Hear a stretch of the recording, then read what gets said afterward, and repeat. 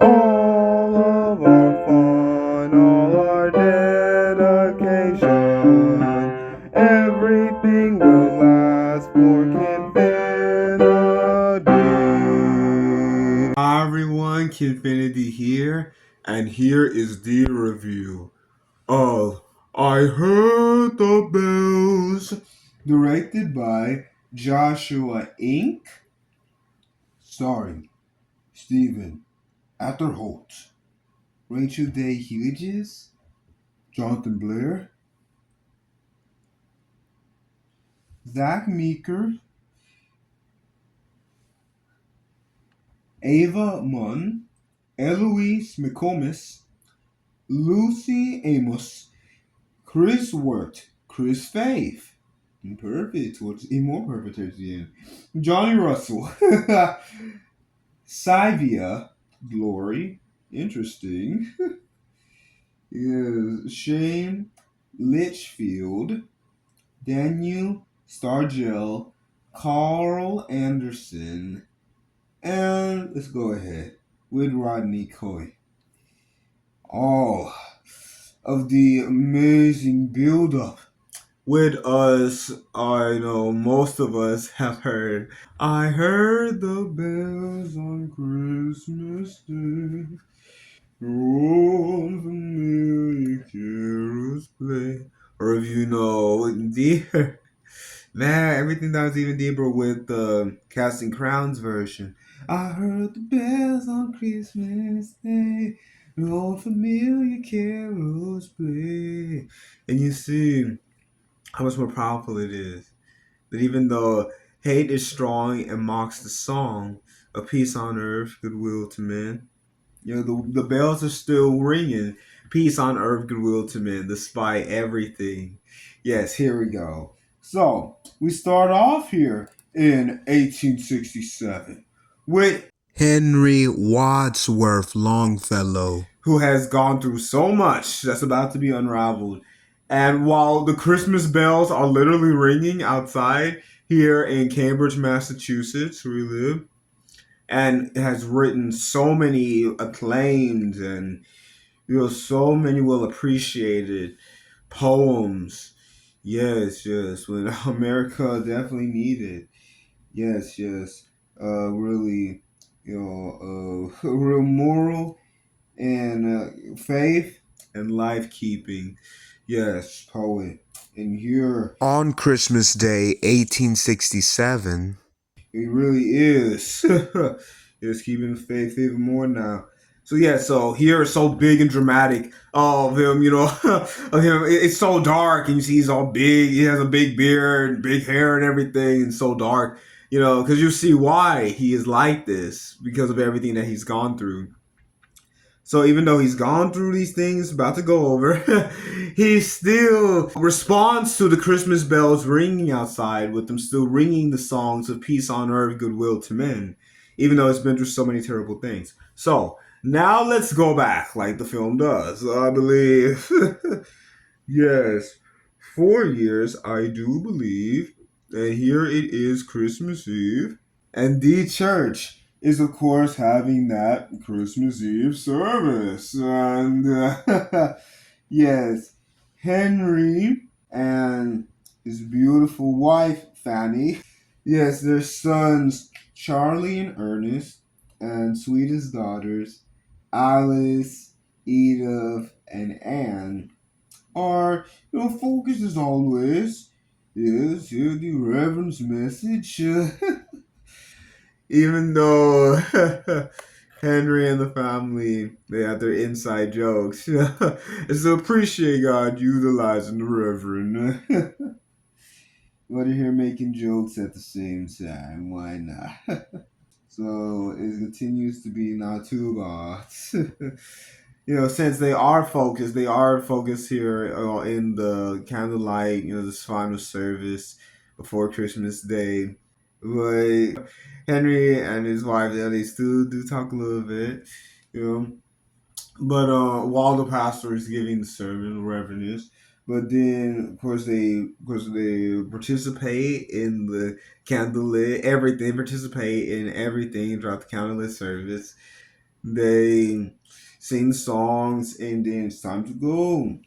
And while the entire family is leaving out, and youngest daughter, youngest child of the Longfellow family, Anne Allegria, is, of course, I'm so excited for Christmas. Everyone is. And as they are, of course, leaving out the church and they have to speak to the Reverend, we were so ready, for those Christmas bells to ring. Oh, I'm so glad you enjoy the service as always, Longfellow family. And of course, yes, those bells sure will be ringing. Who knows Christmas Day? But then Anne busts Henry. But Dad, you always said that it's Christmas Day once the Reverend is done with his long, boring sermon. All these children gotta go. And of course, the Reverend, of course, seriously but delightfully shakes it off, I do believe. And now the family is here at home, and Henry is, of course, surprising everyone, including his beautiful wife, Fanny, with an amazing, daring tale. Yes, well, it's getting close to Christmas Day. Yes, yes. It's the daring ship captain needs his shipmates. Yes, yes. I have no idea. Gotta hoist the sail. Gets the whole family involved in this grand adventure. Because back then, you had your imagination. You had stories written out. Of course, the Bible. Have faith. While you didn't have radio, TV, and all of the other advancements that we have nowadays that it tries to get and keep our attention. So it's so warm and so much fun how Henry completely transforms, and Charlie and Ernest do a great job too, making it really fun for the girls. Yes, and of course now, well, we will definitely hear from Alice, Mary Longfellow, and Edith Longfellow. Yeah, but they're mainly they mainly have with their mom and their little sister. They have fun too. Yeah, so Anne's finally asking while Henry and the boys are having fun, entertaining them and everything. Yes, and finally, asks Henry, "Yes, Dad, Father, is it Christmas?" Well, we know what's here the Christmas bells. And the Christmas bells are ringing, they're ringing, they're ringing. What? I don't hear anything. Papa, they are ringing, so it is Christmas Day. And they're having so much fun as always.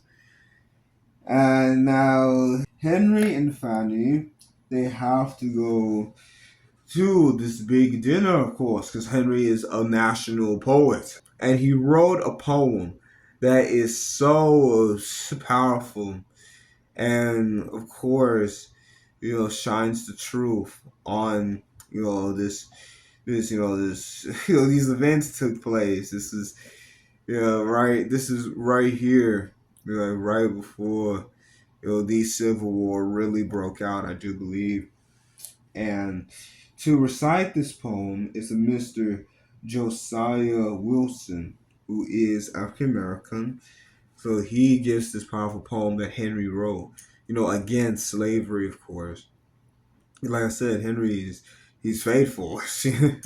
He's faithful, him and his family, Yes, yes, growing definitely. 'Cause, yes, him and his wife, they definitely, faithful and brought up their kids and trusting in God, having faith no matter what. As in, you see how that comes into play later on with what they lose. Yes, and yet this poem that Mr. Wilson is reciting is all about how these chains have to be unleashed, have to get out. This never ending apocalypse and how it will end. It's just so many powerful details in it, of course. Check it out. So, of course, everyone loves it because, of course, everyone's against slavery. This is up here in Massachusetts, up here in the north. And, of course, things are going good at the moment with, it being another day. And while Henry's trying to get a nap, yes, Anne is getting her hair nice and brushed by Fanny. The other girls, I believe, are already ready to go. And well, Anne is a little impatient, especially when Fanny tells Charlie that they need to first make sure they got everything prepared, everything nice before they go to the PARK to fly the KITE. Yeah, sure. I mean, yeah, you're gonna be ready to go to the park fly the kite real soon. I want to go to the park fly the kite, and no, they do this first. So then Fanny, she starts reciting Henry's little girl poem. There once was a little girl who had a great giant curl in the middle of her forehead. And when she did something bad, and then Charlie interrupts, she was horrid. No, no. So then, of course, Fanny, she encourages Anne to run to Henry. Keep this all straight now, Father. I'm not horrid. You wrote the little girl poem about me. No worries. So how Henry reads the whole poem to her. Of course, she's not. Yeah, she's not horrid, of course, but because she was horrid when she did not get her way. She was horrid when she did not do what she's supposed to do. Haha. So you gotta read the whole poem and never be horrid anyway. So yeah, it's really to read it all, of course. Things are going great. Henry and Fanny they dance. They enjoy, sending out letters to friends, family, and fans. You know, it's just so amazing back then. The light bulb was not yet a household and commercial product yet. Everyone was still using oil lamps, candles, and gas lamps in order to have light in their homes, businesses, and everywhere else still. But the military was moving forward with calcium lights, so electric lights were coming into being, but yet no one just had light bulbs. No one had light bulbs commercially, regularly. They were not being sold to everyone yet. It was mainly just these military experiments during the Civil War era. And I know this for certain. They have the real official family stamp the mail these letters off to everyone. And Fanny is in the middle of doing that while Henry is sleeping after taking care of the kids. And they do the kids' measurements as they grow. And it's reassured by Fanny for certain that you are growing. And you see how she's gonna need that research after this event that's happening right now, which is sadly Fanny after she stamps the letter. It's real interesting. Like you see how it's like molding, when she punches the stamp onto the letter. How literally the mold sets. And you see the final stamp. It's really interesting. Yes, and I was saying it's the envelope seal. You see the shrink cap so blah. So things are going good, and she's looking at some pictures, really family pictures.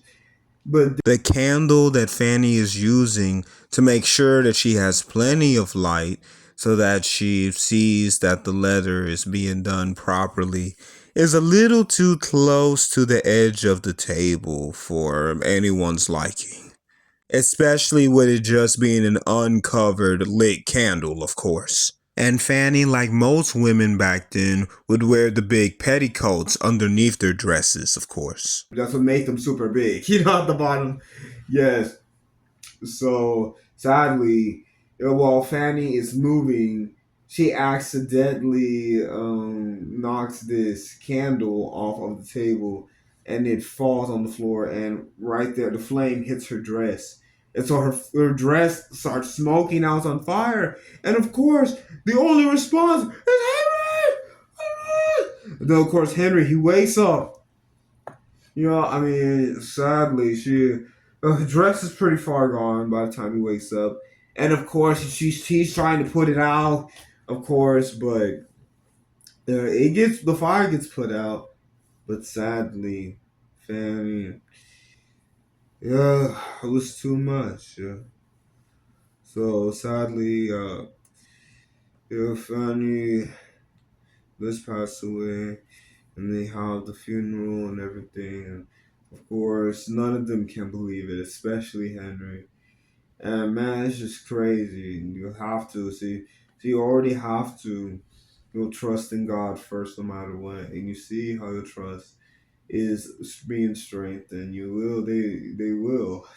Especially Henry and Charlie. They're about to see how their faith is needing to be strengthened. Need to trust in God, to truly be comforted, because it's just so crazy. Because we don't think about because we don't have to have candles. You know, 'Cause even if we don't have these lights, we still have lanterns, flashlights. We don't have to have candles. Like I don't have to, unless you really are saving on electricity and batteries and stuff. Which hey, sometimes you might need to. Definitely, of course. Yes, it's just you just gotta be careful. You know, like have it on a separate table, have it covered. Because she literally just had an open flame, and sadly, when she moved away from the table, yeah, I believe the tablecloth moved and then it fell sadly. So yeah, so of course Henry takes it hard, and now from Henry taking it the hardest, he really does.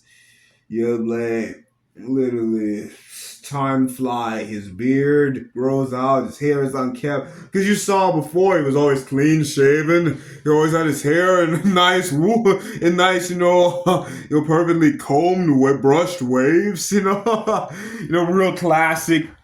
Yes, and would always wear the nice vest with the big poofy tie. It's a classic.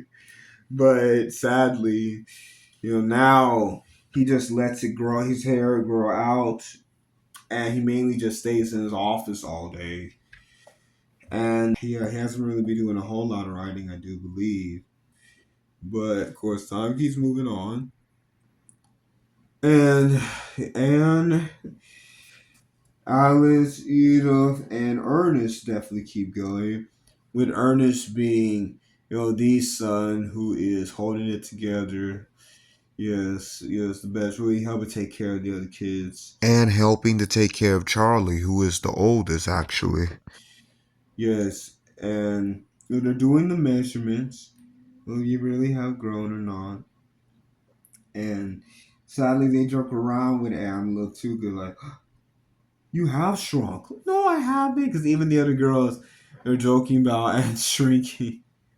But no, cannot do that. So then she goes into Henry Papa's office. Oh, I didn't shrink. And then it takes Henry seconds. Because, like I said, this is what Fanny used to do with them, do their measurements. And, they both did so many things with them. Of course, Henry and Fanny did so many things with kids. But specifically, this is one of the things that Fanny did. So it takes Henry a second. It takes him a while. But he finally comes around to really showing Anne her height and really encouraging her and everything. While at the same moment, boom, here is big Civil War parade of this troop, these soldiers who are going out. They have to.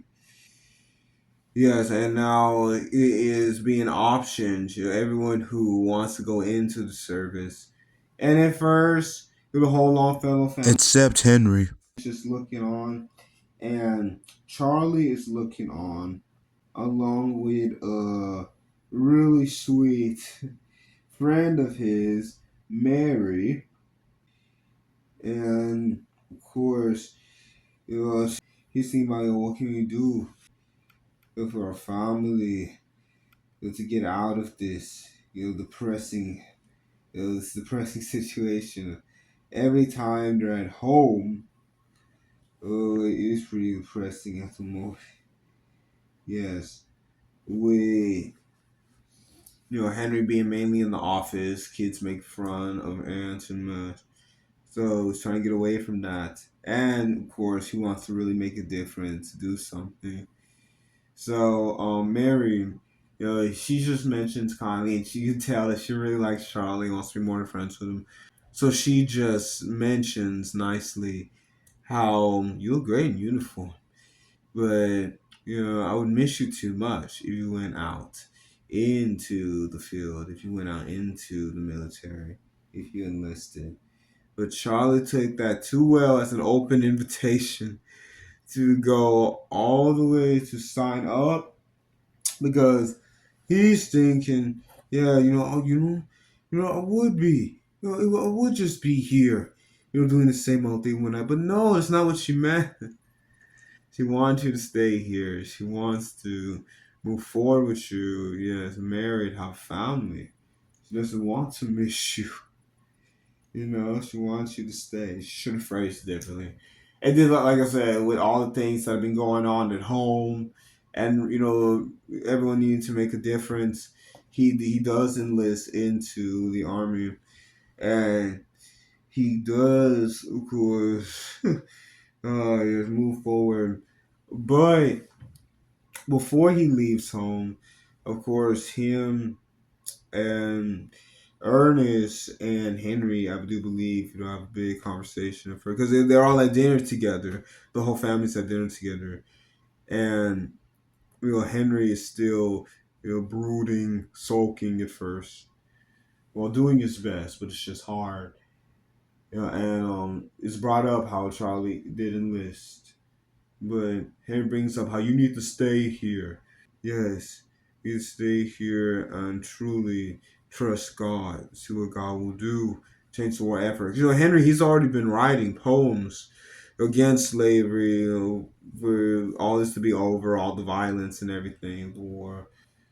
But, like I mentioned, Charlie, he is just wanting mainly to get away from the family situation. Yes, and a difference does need to be made. But Henry brings up how we look up to you, family looks up to you. Look up to me for what? For hope. For hope. Yes, well, we all need to keep God first. And I do believe Henry already mentioned how, yes, we all have to trust in God and try you stay. Because the family looks up to you. He's been helping so much, with the younger kids, him and Ernest, while Henry and Fanny would look over all of them and have fun together. And Fanny would dance, tell each other how much they love each other. But they would both write to do different things.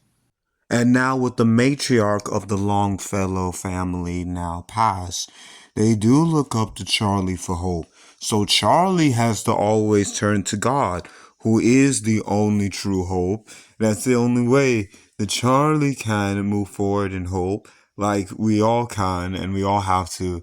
Like in Romans 15:13, now may the God of hope fill you with all joy and peace in believing that you may abound in hope by the power of the Holy Spirit. But Charlie can't see the hope right now because he needs to look to God. He needs to look to God more than ever before now. See? Yes, we're always looking exactly where we need to look. Yes, we turn on Jesus. So yeah, so it's a dark, rainy night while Henry, he's trying to stop. He's trying to talk to Charlie one last time, but no, but Charlie, he literally charges forth on his horse, go through the rain, and now he's here. Yes, it just can't with a very strong, uh, very sincere Adjutant General. and all of these dedicated, well, definitely from different sides of the tracks of the country, fellow soldiers that Henry needs to, yes, needs to be aware of, with Charlie, now being in the military and all. So, so Charlie, he's at a campfire, and one of the ones from down living room, I do believe down south, just offers up, the fact that we don't know a lot about you. Yeah, Charlie, no last name. Come on. Yeah. Come on, man. Will you just pay attention on I'm trying to read that. Yeah, I can read. You read no problem. See? It does say, yes. It's just two hit by land, one by sea. It's not even on page. It is another soldier who's really nice, and gives Give Charlie confirmation that just don't worry about him. Yes, these soldier need to become a gentleman. Yes. He is an unkept soldier, definitely.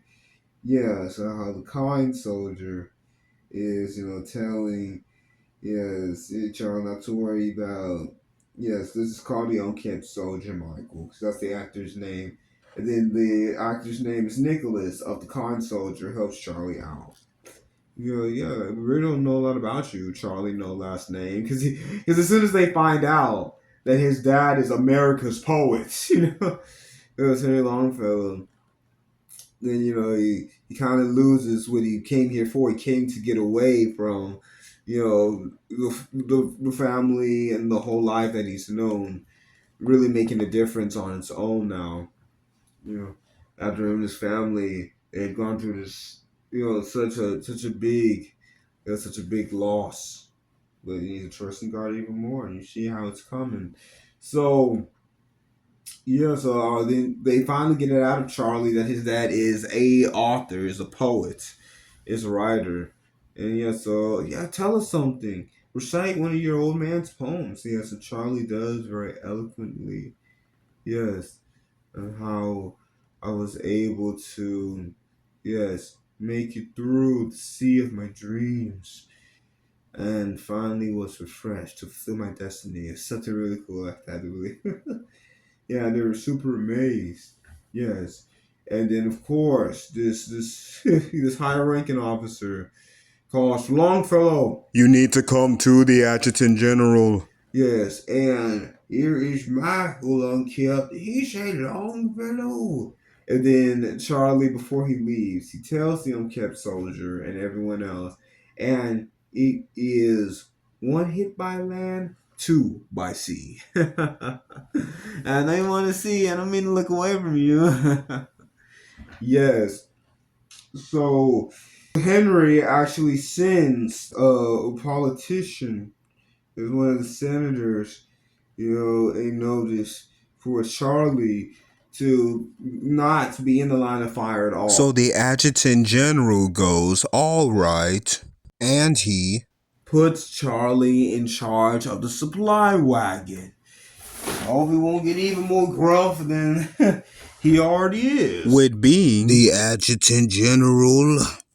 So Charlie sticks with what he's been assigned to do for a while, but he still wants to be out in the action, of course. And now, He sees, some of the other soldiers he's gotten to know, them being able to go out, into these actual battles, and being these actual fights against the South. But Charlie, he has to stay in the supply wagon. So he invites himself into the adjutant general's tent. unannounced, no appointment or anything. And sir, I need to talk to you about my position. And the adjutant general is just like, Why are you not guarding the supply wagon? because from the adjutant general's perspective, All right, I already got all these soldiers who are getting wounded for being on the field, and now one of the few soldiers who gets to be out of the line of fire because Daddy, wants to be safe, gave this decree out, and the senator, yes, locked it in that Charlie has to be in front charge, of something that's not on the battlefield, and now he's here, trying here trying to put his neck out on the line, on the battlefield. So Charlie, yes, he continues to give how he feels like he would be more useful out on the front. Yes, on the front lines. But then who would be guarding the supply wagon? Obviously. Yeah, you didn't quite have to see me for that one. Yes. So of course it's unbelievable how yes, Charlie, he's resisting, but all right. but the adjutant general gives Charlie the truth. Oh, you have to be even more serious. Since do you know what happens? When you have to be one of the men that go out into the slaughterhouse? No, you won't. Because why would I risk your neck when there's already so many of my men who have to go out into the slaughterhouse of war, and we have to bring out our medical officers to bring back heaping piles of men, and we are low on supplies being easily accessible to the men on the battlefield. because you are not guarding the supply wagon. So Charlie continues to do it for a little while Henry and Ernest and the girls are doing their best at home. And of course, Henry, and Ernest, they want to check on Charlie. So there's some time passed, and then Charlie is actually able to be out on the field. Crazily enough, the battlefield that is, and he actually, yes, gets to go out because he has proven himself, and And the adjutant general needs another man for this field mission. he's taking a chance, but he's letting Charlie do it. Specifically, while it's still Charlie's first year being in the military, on November 27, 1863, Charlie became involved in a skirmish during a battle of the Mine Run campaign. And sadly, Charlie gets shot through the left shoulder with the bullet exiting under his right shoulder blade, and it traveled across his back and nicked his spine. Charlie avoided being paralyzed only by less than an inch. After Charlie had not seen any combat, yes, at specifically the Battle of Chancellorsville in Virginia from April 30th to May 6th, 1863. Yes, continuing how he has to be in charge of the supply wagon, I do believe, and has still not seen any warfare before or after that. Yes, and then that summer he missed the Battle of Gettysburg from July 1st to 3rd, 1863. He actually was sent home to recover for several months, and that's why he missed the Battle of Gettysburg. But then he rejoined on August 15th, 1863. And now, after Charlie's injury on November 27th, On the first day of that December, Henry had received a telegram while he was having dinner alone that night, unbelievably, with the news that Charlie had been severely wounded, inaccurately stating that he had been shot in the face 4 days earlier on November 27, 1863. He then was carried into New Hope Church in Orange County, Virginia, and he was then transported to the Rapidan River. Yes, Henry. and younger son Ernest, Charlie was the oldest. That's part of the reason why, Henry, everyone else agreed. We do look to you for hope. We see how they all need to continue to strengthen their faith. Because I said Henry and Fanny, they believed in God and shared God with their children. But of course, they all need to grow in their faith and trust in God no matter what first. God is the only hope. Yeah, you can remember that Henry had received a telegram. So now Henry and Ernest, they are actually on their way now. He actually is travel to, yes, where Charlie is recovering, and so grateful that Charlie does recover.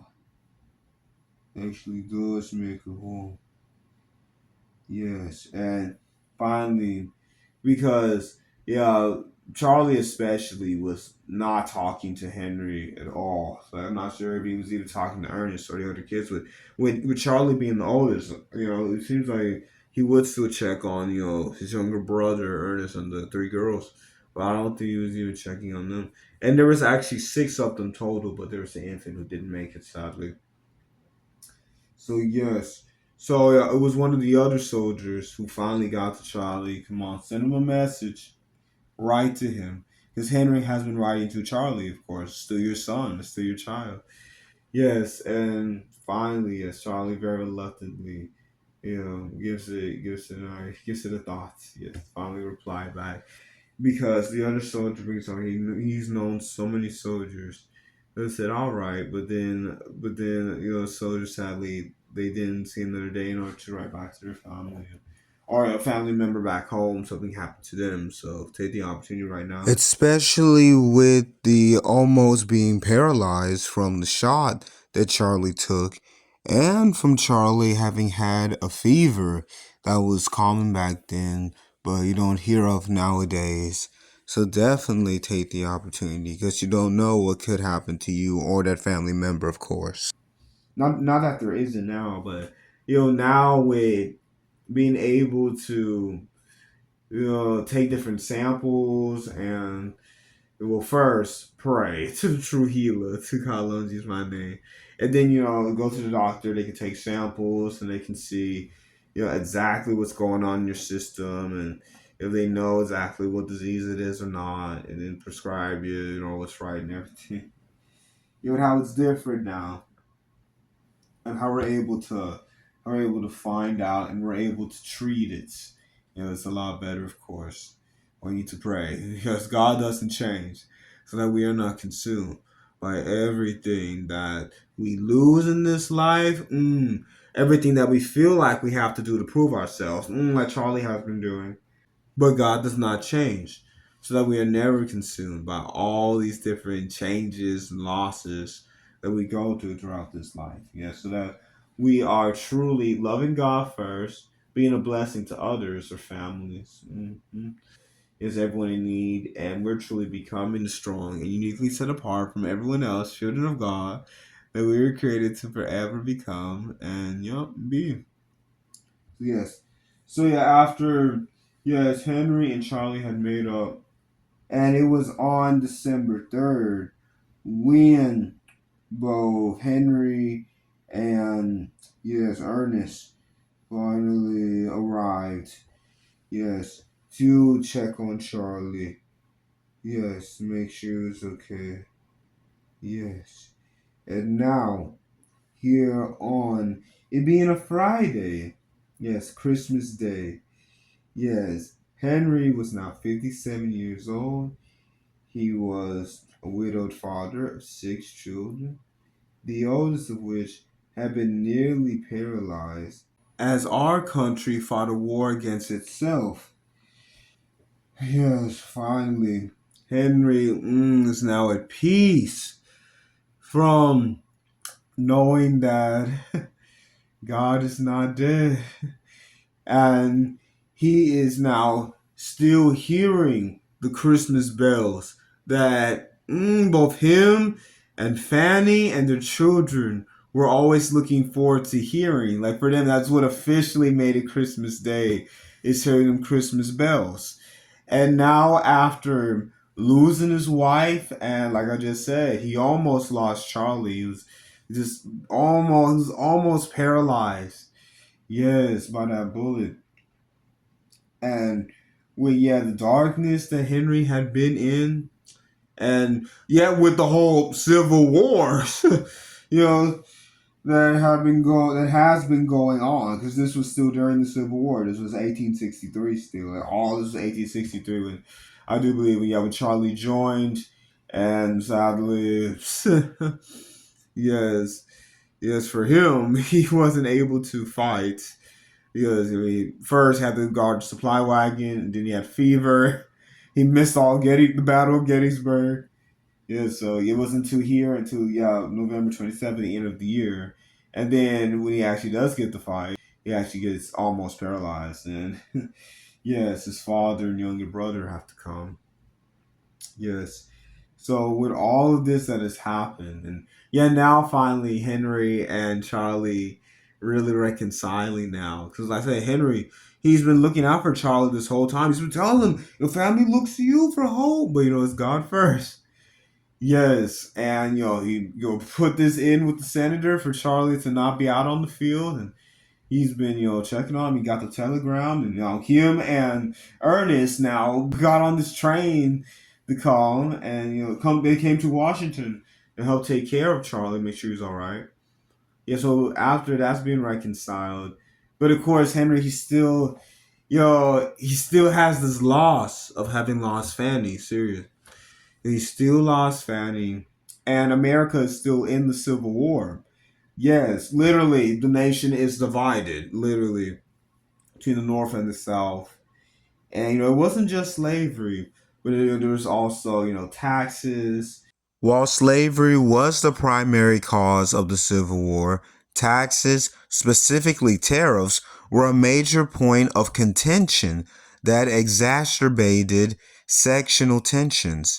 Southern states opposed high tariffs that protected northern manufacturing at their expense, as they relied more on agriculture and imported goods, of course, while northern states supported them to protect their industries. The disagreement over how tariffs should be used and the economic burden they placed on the South contributed to the conflict and influenced the political climate leading up to the war itself. Yeah, so even with the midst of all this going on, and so here on Christmas Day, while Henry, he still is in his office is still dark still, but he hears some Christmas bells ringing, and he remembers first how the Christmas bells ring out still, peace on earth, goodwill to men. And really, it's such a powerful symbol of God. No matter what we're going through, God is still speaking. See, these bells are still ringing. These huge bells are still ringing. God is still speaking. Yes, peace on earth, goodwill to men. No matter what we might be going through, because we need to be comforted. Yes, yes, of course. Yes, yes. Be comforted with the comfort. Yes, we need to comfort. We need to be comforted, so then we can comfort others with the comfort that we are comforted by God alone. Yes. So Henry, he rises up with remembering that and remembering how him and Fanny and the kids so fondly loved the Christmas bells. Really kicking off their Christmas day, the Christmas morning. So he takes out that pen. Of course, differently than this, of course. Yes, I don't, put it in the ink for it to actually work and everything. Yes, and he notes down. The fact that I heard the bells on Christmas Day is so good, Casting Crowns version. Their old familiar carols play, and wild and sweet the words repeat of peace on earth, goodwill to men. I thought how, as the day had come, the belfries of all Christendom had rolled along Dunbrook song of peace on earth, goodwill to men. And in despair I bowed my head.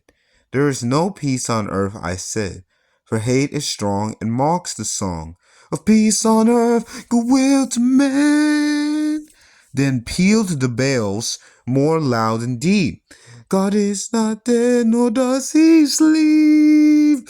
The wrong shall fail, the right prevail, with peace on earth, goodwill to men, till, ringing, singing on its way, the world revolved from night to day, and a voice, a chime, a chant sublime, of peace on earth, goodwill to men.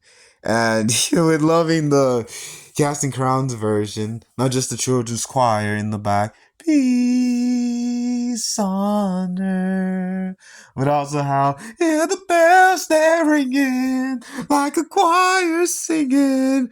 So I love how they added on to the power that even though there still is all of this despair, there is no peace on earth. It can seem like that from time to time still, since hate is strong. But wild and sweet, the words still repeat. A peace on earth, goodwill to men. And the bells will keep bringing that because God will keep bringing that to light in our lives as we trust in Him and listen to Him while He's still speaking peace on earth, goodwill to men. It's so powerful, of course, how Henry is moved after everything that he's experienced.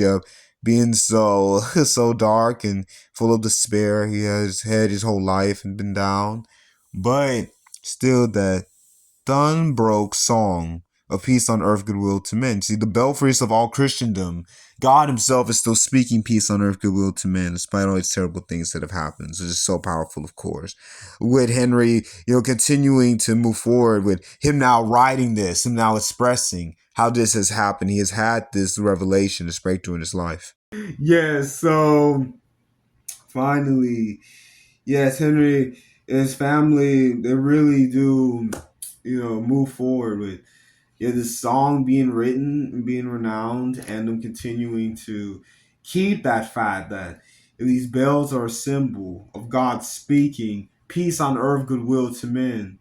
No matter all of the hate, all of the darkness, all of the the valleys that we still go through in this life.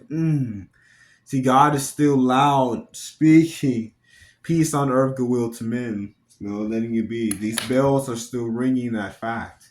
On Christmas Day, and we celebrate. Because of course we don't know exactly when Christ was born, and it's believed some scholars, I leave it at that. Some scholars believe that Jesus was actually born closer to spring.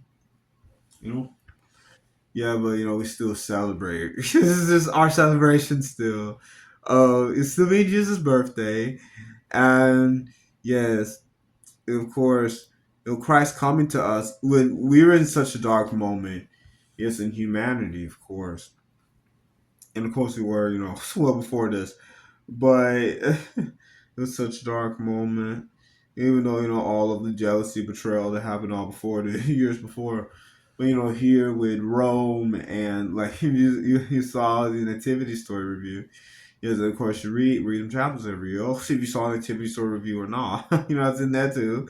Brought up how we all have to, yes, yes, believe and only trust in and serve the one true God.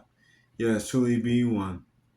Because as we know in 1 Corinthians 8:6, but to us there is one God, the Father, of whom are all things, we in him, and the Lord Jesus Christ, by whom are all things, we by him. So now we have to move forward.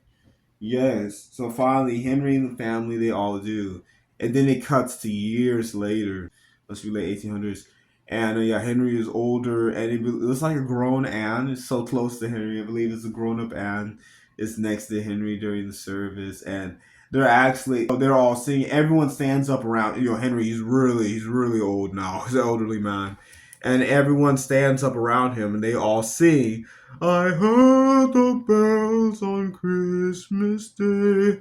So they're all singing this now. Every year, with it being such a powerful Christmas hymn, that one of the members just so happened to have been the vessel that got utilized to write from everything that Henry had went through, and still having to know the fact that God is still speaking and the bells are still ringing God's message of peace on earth, goodwill to men, of course. So, Even when we're in our lowest moments, we still have to hear God and know that He's turning everything around. There still is peace on earth, goodwill to men, no matter what. And we still have to, give goodwill to men. Should continue to be peace on earth. So, yes, this entire film was such a deep and rich surprise because like I mentioned, I knew the Casting Crowns version really well.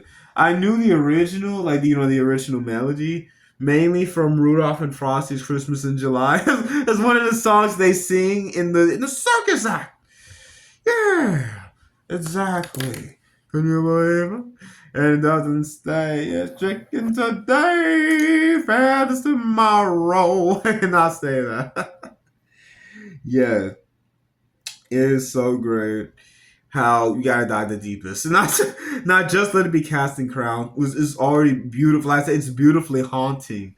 And then it becomes more hopeful towards the end. So beautiful. And then the original, I say it's swooning. It's beautiful too. I love both. Yes, and there's so many great singers who sing the original melody. Yes, yes, yes, yes. There's one in mind, so I'll just leave it at that. Maybe a CC Wine's version. Yeah, CC Wine casting crowns and hearing it in the circus acts. Frosty and Rudolph's Christmas in July. Yes.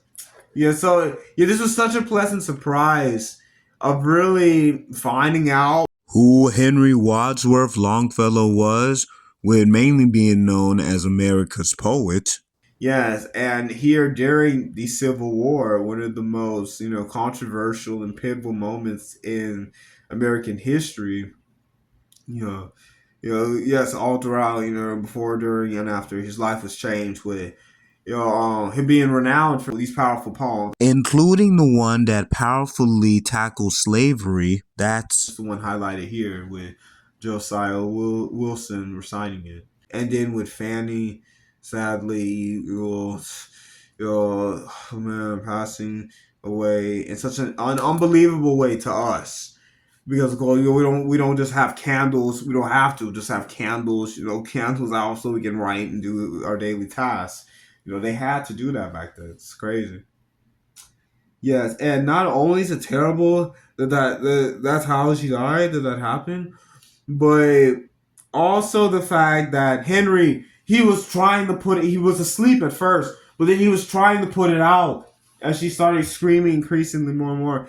And so, man, you here trying to stop it, but then sadly, it still happens. But you need to let God still comfort you. I know it's hard. You need to let God still comfort you. And then with Charlie being rebellious, when Henry's trying to keep Charlie is the oldest, he's the oldest, and he's trying to keep him at home, especially with their mom gone, yes, and his wife gone. He's trying to keep all his children together, and like we need you. You still have faith in God, trust in God, and we look to you for hope. Yes, we all trust in God. You're trusting in God, having hope too, but we all need to trust in God no matter what. But we do look to you. You are the oldest. Yes, and now with the mom gone, looking to you even more. So you need to put your trust in God finally, even more, Charlie. Because like I said, he's been affected. Henry and Charlie really affected the most. Yes, with Ernest, holding it together, helping take care of the girls, you know. And then Henry, Charlie's doing everything he can to fight for his nation, to get away from the family. But then after he was able to be in this battle at the end of his year, the end of the year where he started fighting, in the military for the war, he gets almost paralyzed, and then his then his father and his younger brother come, make sure he's okay. Yeah, so it's just so crazy how everything works out. They come back together after so much craziness. It's so crazy, and it's so beautifully told, and it's so real. Especially since I didn't really know any of the actors, like it really feels like this is really happening.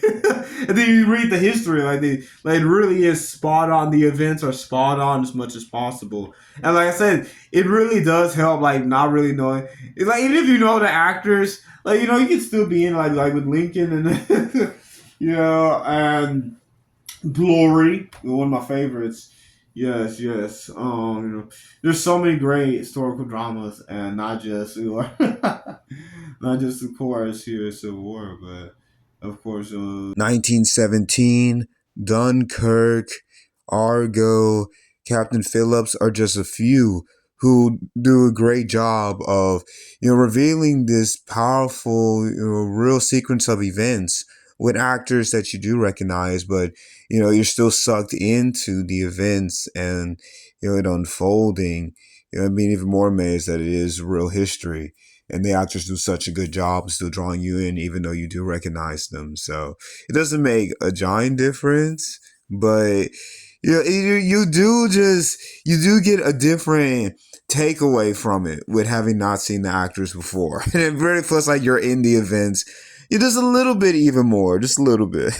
so it sucks you in a different way with having never seen the actors before. It just sucks you in a different way. But like you just watch like wow, like I cannot believe this family is going through. Like you're just watching them as real people more, even more since you've never seen them in anything else before. You haven't seen them. Even if it's other real people, you haven't seen them take on other roles. You haven't seen them as other characters before. So it just draws you in a different way, even more. But of course, if it was well-known actors, I would still be sucked in. It's just you're even more sucked in. It just makes it even more believable to me. It's a little hard to explain, but if you feel the same way, yes. So it's so well done. And it's just an amazing story to find out about. Because like I said, I mainly grew up listening to the Casting Crowns version, and I've heard the original here and there. Rudolph Frosty Christmas July for years. Yes, and then yes, Sue Winan with Casting Crowns still being up there for me. I love the original too. It's just so weird after hearing Casting Crowns. I believe I heard Casting Crowns first. I believe. So yeah, it's just weird after hearing Casting Crowns hearing the original. But the original, I say, is still swooning and haunting and beautiful too, of course. Yes. Oh yeah. So it's just so amazing. Yes. One, finding out about this story because did not really know the story behind it. Just knew the beautiful song, him. Yeah, so it makes it even more powerful. Like the song itself is already so powerful to begin with, or being so deep and faith based. Yes. And God is still speaking to us. The bells are still ringing. Peace on earth, the will to men. Really read through all the lyrics is even more powerful. So it is so well done. Of course, it'll last for Kenfinity. That not only do you find so much about, it was such an interesting and wow, definitely tested, American poet figure. He went through so much, and finding out about him and his family, and really, the moments that he was in with the Christmas bells ringing after having gone through all this, of him finally writing this beautiful and timeless hymn, this beautiful Christmas song.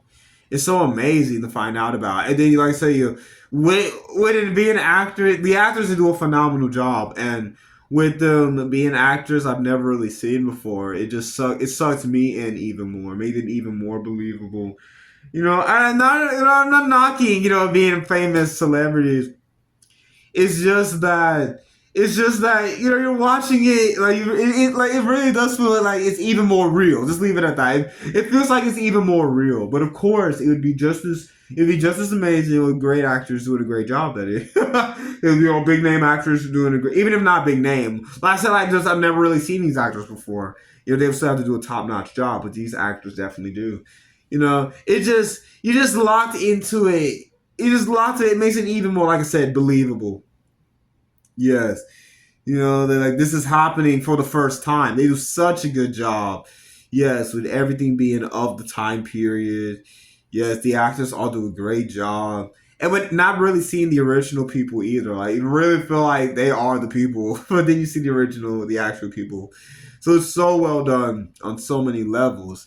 And all of this, boom, boom, brings to the forefront how no matter what you lose, because you see at the beginning, Henry's so fun and bigger than life, to being this big poet and this big writer, him and his family having fun, him and Fanny, yes, having fun and a little bit talking to us just a little bit, and yes, dancing and then going to these dinners together. Ooh, he's a big, well-known national poet, and then him and his sons, oldest being Charlie, and then more than taking on responsibility, helping take care of the family and kids. Ernest, they lead the charge and these telling these fanciful stories to all the girls. Because like I was alluding to, like, you really did have books, your imagination. Like you didn't really have, you didn't have like if you're just at home, because of course you need to continue to go outside and you can play sports,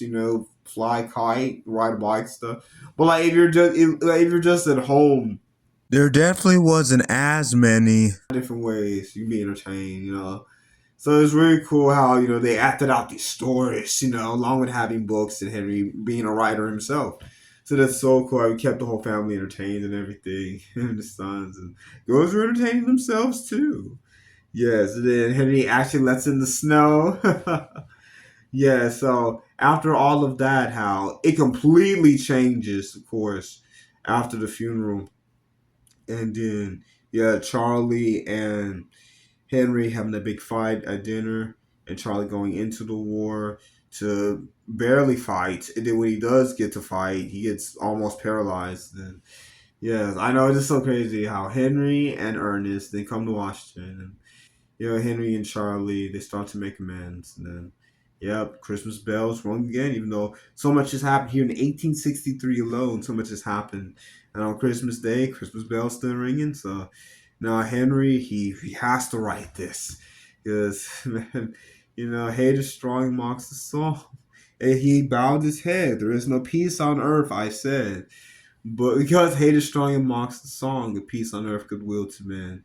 But the bells are still ringing. And yeah, like I said, read all the lyrics. Go like those lyrics are so powerful to me as well. But read all of it, of course. So it's so amazing how, he continues to move forward. And the family, they all reconcile. Him and Charlie, really. Yeah, still I said, Ernest, he was still taking care of his dad and girls. Henry he slowly but surely, started to get back into, really being there for them and not just being, hermit locked off in his office like he was for a while, right after Fanny passed away. He really became part of, taking care of and encouraging his kids again. And like I said, he did everything to keep Charlie off the battlefield. Yes, it came to him, of course. He loves him. And he wants his family to stay, especially after this tragic loss of, his wife. It's so sweet. Like I said, this was his second wife. And she was so sweet, fun loving. I mean, she was a writer too, creative and stern when needed to be. Yes, loves family, make sure to stay together.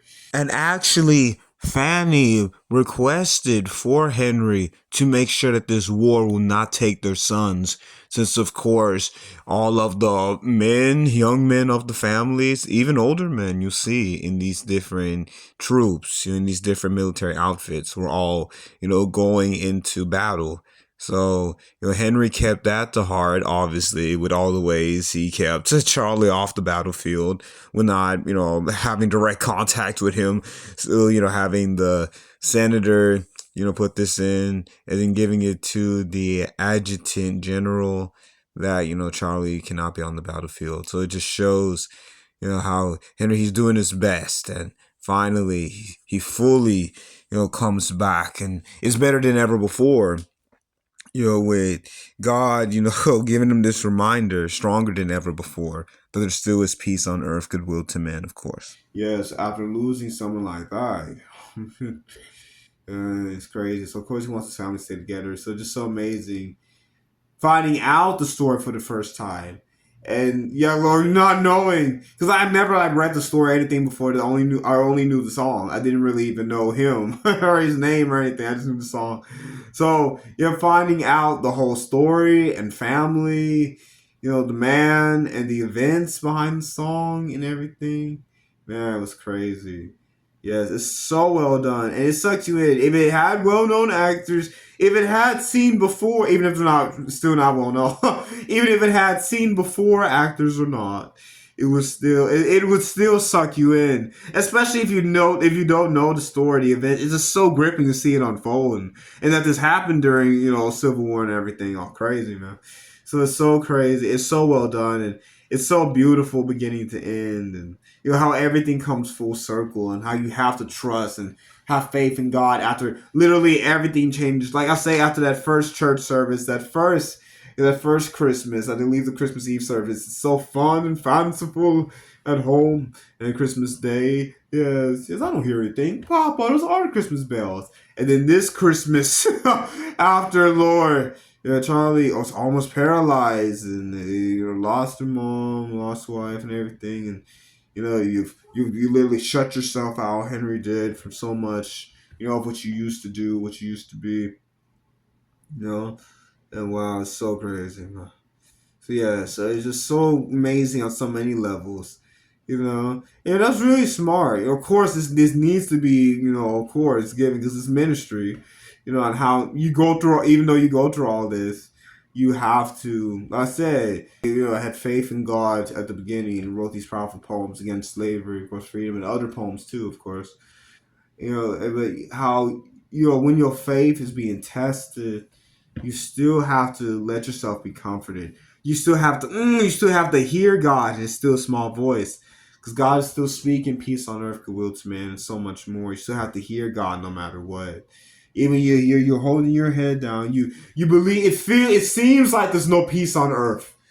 Yes, it seems like hate is. You know that hate is strong amongst the song, but God is stronger.